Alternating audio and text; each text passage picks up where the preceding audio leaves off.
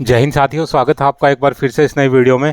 दोस्तों, आज की इस वीडियो में बात करेंगे एक और इम्पोर्टेंट वैकेंसी जिसमें कि अवेलेबिलिटी है एक्स सर्विसमैन के कोटे की, और इसी वैकेंसी के बारे में सारी चीज़ों को इस वीडियो के माध्यम से समझेंगे। टोटल कितनी वैकेंसी होती हैं, किस प्रकार से एक्स सर्विसमैन का सिलेक्शन होता है, पे स्केल क्या रहता है, और बाकी चीज़ों को भी इस वीडियो में हम समझेंगे। दोस्तों, सैनिकों से जुड़ी सारी खबरों को जानने के लिए सब्सक्राइब का बटन दबाएँ और बेल आइकन को प्रेस करके ऑल का बटन दबाएँ ताकि सारी लेटेस्ट जानकारी आप तक पहुँचे सबसे पहले। तो चलिए शुरू करते हैं वीडियो। तो दोस्तों, आज जिस वैकेंसी की हम बात करेंगे वो वैकेंसी है एसएससी सीजीएल की। एसएससी सीजीएल 2025 के बारे में आज हम बात करेंगे। और दोस्तों, ये जो वैकेंसी है ये one of the best vacancy आप मान सकते हो एक्स सर्विसमैन के लिए। वैसे तो एक ग्रेजुएशन लेवल की वैकेंसी है, लेकिन जिन लोगों के पास ग्रेजुएशन सर्टिफिकेट है जो कि 10 पास हैं वो भी इसमें अप्लाई कर सकते हैं। दोस्तों, सैलरी के हिसाब से देखा जाए या जॉब के नेचर के हिसाब से देखा जाए या जॉब में मिलने वाली रिस्पेक्ट के हिसाब से देखा जाए तो इसको हम एक बहुत ही बढ़िया जॉब मान सकते हैं। और ख़ास तौर पर एक्स सर्विसमैन कैंडिडेट जो भी इसमें सेलेक्ट होते हैं डेफिनेटली उनके लिए बहुत ही अच्छा जॉब है। तो दोस्तों, सबसे पहले बात कर लेते हैं कि कौन कौन सी ग्रुप और पोस्ट होते हैं इसके अंदर।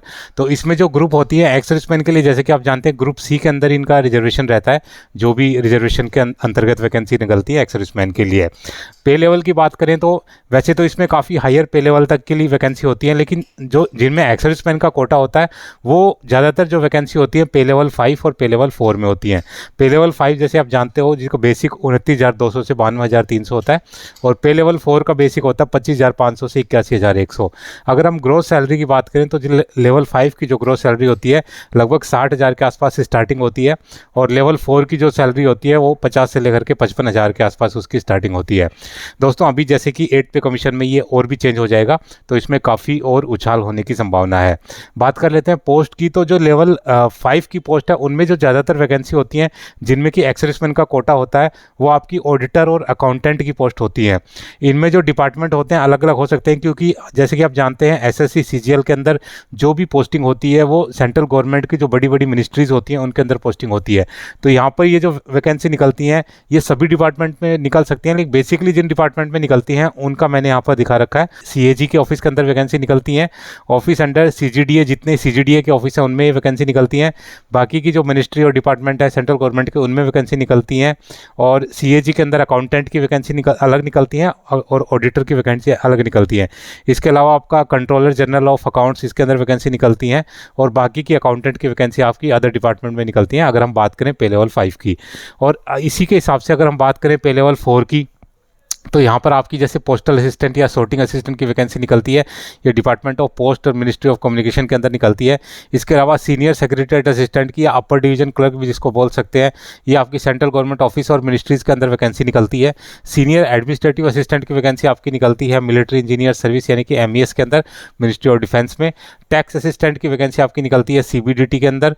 टैक्स असिस्टेंट की वैकेंसी निकलती है आपकी CBIC के अंदर। सब इंस्पेक्टर की आपकी वैकेंसी निकलती है सेंट्रल ब्यूरो ऑफ नारकोटिक्स और मिनिस्ट्री ऑफ फाइनेंस के अंदर।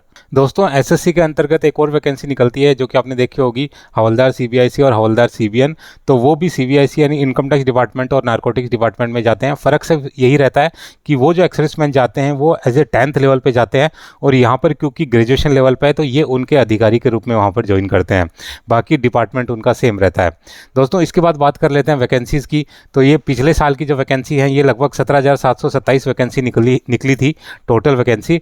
और इसमें से जैसे कि आप जानते हैं कि 10% जो एसएससी सीजीएल के अंदर एक्स सर्विसमैन का कोटा होता है, तो पिछले साल लगभग 1700 से 1800 वैकेंसी थी जो कि एक्स सर्विसमैन के लिए रिजर्व थी। बात करें इस साल की तो इस साल भी लगभग इतनी ही वैकेंसी या इससे ज़्यादा वैकेंसी आने की उम्मीद है। दोस्तों, बात करें एज रिलैक्सेशन की तो एक्स सर्विसमैन के लिए जो पोस्ट रिजर्व रहती हैं उनमें जो एज रहता है वो 18 से लेकर के 27 साल रहता है नॉर्मल कैंडिडेट के लिए, और एक्स सर्विसमैन को इसमें छूट रहती है। उनको अपनी प्रेजेंट जो एज है उसमें से सेना की सर्विस को माइनस करके 3 साल और माइनस करना होता है, और उसके बाद जो उनकी एज है 27 वर्ष से कम होनी चाहिए सारी कैलकुलेशन करने के बाद। तो जिन लोगों की ये एज बनती है वो सभी इसमें अप्लाई कर सकते हैं। दोस्तों, जो भी लोग सेना में नौकरी कर रहे हैं और एक्स सर्विसमैन कोटे में अप्लाई करना चाहते हैं तो वो भी इसमें अप्लाई कर सकते हैं, लेकिन उनको 1 साल का समय दिया जाता है। फॉर्म्स के फिलअप जो लास्ट डेट होती है उसके 1 साल के अंदर अंदर उनको सेनानिवृत्त होना पड़ता है। तो जिन लोगों का भी रिटायरमेंट अगले साल मई 2026 से पहले पहले है वो भी इस बार के जो 2025 के एसएससी सीजीएल को टारगेट कर सकते हैं और इसके लिए एग्ज़ाम दे सकते हैं। लेकिन उनको इसके लिए अपने जो कॉम्पिटेंट अथॉरिटी अपने कमांडिंग ऑफिसर से नो ऑब्जेक्शन सर्टिफिकेट यानी कि NOC प्रोवाइड करानी होगी। दोस्तों बात कर लेते हैं क्वालिफिकेशन की। तो वैसे इसमें ग्रेजुएशन मांगी जाती है, लेकिन जो लोग 10th पास हैं वो भी इसमें अप्लाई कर सकते हैं ग्रेजुएशन सर्टिफिकेट के बेस के ऊपर। लेकिन दोस्तों यहाँ पर आपको एक चीज़ का ध्यान रखना है कि आपका खाली क्वालिफाई करना ही सफिशिएंट नहीं होता। उस एग्ज़ाम के अंदर जो लेवल आता है वो काफ़ी बढ़िया लेवल आता है, क्योंकि जो 10th लेवल के एग्ज़ाम होते हैं उनका स्टैंडर्ड अलग होता है, 12th लेवल के जो एग्ज़ाम होते हैं उनका स्टैंडर्ड अलग होता है। और ये क्योंकि एक काफ़ी बड़ी पोस्ट मानी जाती है और ग्रेजुएशन लेवल का एग्ज़ाम है, तो इसके लिए खाली आपको एग्ज़ाम में एंटर करना है, क्वालिफाई करना ही सफिशिएंट नहीं है। इसके लिए अगर आपको सिलेक्शन लेना है तो काफ़ी मेहनत करनी पड़ेगी। तो इसमें आपकी तैयारी भी एज ए ग्रेजुएशन कैंडिडेट की होनी चाहिए, तभी आप इसको क्वालिफाई कर पाएंगे। दोस्तों बात कर लेते हैं फ़ीस की। तो एक्स सर्विसमैन के लिए किसी भी प्रकार की कोई फ़ीस नहीं है, वो फ्री ऑफ कॉस्ट इस एग्ज़ाम के लिए अप्लाई कर सकते हैं। बात कर लेते हैं कि कैसे इसका सिलेक्शन होता है। तो दोस्तों इसका जो सिलेक्शन होता है वो 2 भागों में कंप्लीट होता है। एक होता है आपका Tier 1, एक होता है Tier 2। जिस प्रकार से बैंकिंग के अंदर आपका प्री और मेंस होता है, सेम इसी प्रकार से आपका यहाँ पर Tier 1 और Tier 2 होता है। Tier 1 आपका सिर्फ क्वालिफाइंग इन नेचर है और Tier 2 आपका मेन जिसके ऊपर आपका सिलेक्शन बेस होता है। तो बात कर लेते हैं सबसे पहले Tier 1 की। तो जैसे मैंने बताया क्वालिफाइंग इन नेचर है, इसके कोई भी जो मार्क्स हैं वो आपके सिलेक्शन को प्रभावित नहीं करेंगे, लेकिन इसमें पास होना जरूरी है, तभी आप आगे की स्टेज में पहुंच पाएंगे।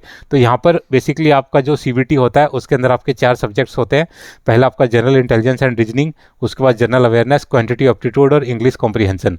दोस्तों ये सारे जो क्वेश्चन होते हैं इसमें टोटल आपके 100 क्वेश्चन होंगे जो कि 200 मार्क्स के होंगे, और इसमें आपका सारे क्वेश्चन हैं ऑब्जेक्टिव टाइप के होंगे। हर क्वेश्चन का आपके पास 4 या 5 विकल्प होंगे जिनमें से आपको एक चूज़ करना होगा, और इसमें 0.50 की नेगेटिव मार्किंग भी है। दोस्तों इसमें भी नॉर्मलाइजेशन होता है, आजकल सभी एग्जाम्स के अंदर नॉर्मलाइजेशन होता है। तो जो भी आपकी शिफ्ट है, शिफ्ट के अकॉर्डिंग इसमें नॉर्मलाइजेशन होगा। इसमें इंग्लिश को छोड़कर बाकी के जो 3 सब्जेक्ट हैं वो आप हिंदी या इंग्लिश दोनों में से किसी भी भाषा में अटैम्प्ट कर सकते हैं। दोस्तों जो लोग ये एग्ज़ाम को क्वालिफाई करेंगे उसके बाद उनको Tier 2 के लिए बुलाया जाएगा, और Tier 2 के अंदर बेसिकली आपके 2 पेपर होंगे। लेकिन एक्स सर्विसमैन आप मान के चलिए कि आपका एक ही पेपर होगा, क्योंकि जो सेकंड पेपर है वो स्टैटिस्टिक्स का पेपर है। जो भी स्टैटिस्टिकल डिपार्टमेंट में जाते हैं तो उन पोस्टों के अंदर नॉर्मली एक्स सर्विसमैन का रिजर्वेशन नहीं होता है। तो आप मान के चलिए कि आपका जो Tier 2 के अंदर आपका एक ही पेपर होगा जिसके अंदर आपके 2 सेशन होंगे। तो सेशन में देख लेते हैं। सेशन 1 जो आपका होगा उसके अंदर आपका 3 सेक्शन होंगे। तो सबसे पहले आपका जो सेक्शन होगा उसके अंदर आपके मैथ और रीजनिंग आएगी। टोटल इसमें 60 क्वेश्चन होंगे जो कि 180 मार्क्स के होंगे, यानी कि हर क्वेश्चन आपका 3 मार्क्स का होगा। उसके बाद जो सेक्शन 2 होगा उसमें आपका इंग्लिश लैंग्वेज और एंड कॉम्प्रीहेंशन और जनरल अवेयरनेस आएगी। इसमें टोटल 70 क्वेश्चन होंगे जो कि 210 मार्क्स के होंगे, यानी कि इसमें भी हर क्वेश्चन आपका 3 मार्क्स का होगा। और आपका जो सेक्शन 3 होगा वो कंप्यूटर नॉलेज का होगा। इसमें आपके 20 क्वेश्चन आएंगे 60 मार्क्स के। तो ये आपका पूरा सेशन होगा, सेशन 1, जो कि सेम डे आपका कंप्लीट होगा। इसके बाद बात करें सेशन 2 की, तो यहाँ पर आपका डाटा एंट्री स्पीड का टेस्ट होगा। ये सभी पोस्ट के लिए ये टेस्ट होगा। हालांकि इसमें क्वालिफाइंग इन नेचर है, इसमें आपको इसका जो मेरिट है वो नहीं बनेगा, बट ये आपको पास करना जरूरी है। तो आपका जो बेसिकली मेरिट है वो आपका जो सेशन 1 है उसी के बेस के ऊपर बनेगा। इसमें जो 3 सेक्शन होते हैं इन्हीं के बेस के ऊपर आपकी जो फाइनल मेरिट है वो आपकी बनेगी। दोस्तों इसमें -1 की नेगेटिव मार्किंग है, क्योंकि हर जो क्वेश्चन है वो 3 नंबर का है, तो आपके -1 की नेगेटिव मार्किंग है। इसको आप 1/3 की नेगेटिव मार्किंग भी बोल सकते हैं।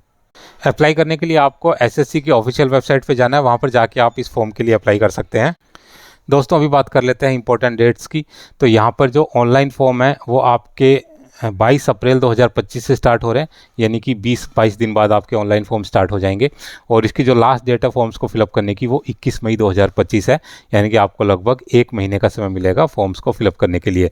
इसका जो एग्ज़ाम है वो आपका जून या जुलाई 2025 में आपका जो फर्स्ट फेज़ का एग्ज़ाम है Tier 1 वो आपका कंडक्ट करा लिया जाएगा। तो जो लोग भी इस जॉब को टारगेट कर रहे हैं वो अपनी तैयारी शुरू कर सकते हैं, क्योंकि एग्ज़ाम में अभी भी 4 से 5 महीने बाकी हैं और उस पीरियड तक अच्छे से तैयार हुआ जा सकता है। तो दोस्तों ये थी सारी जानकारी SSC CGL के बारे में।